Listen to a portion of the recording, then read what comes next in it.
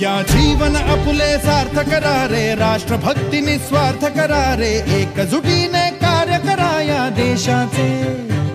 या साथी बना अनसाथ करा रे, मातृभूमी ही आज पुकारे, जागृत होऊन कंकण बांधू दिवस रात्र झटण्याचे। मातेच्या पायाशी हे अर्पण प्राणाचे, फेडूया ऋण आम्हा हा जन्म लाभला त्याचे। घेऊ हे ब्रिद हाती असे तू सिंधू नव हिंदुस्तान।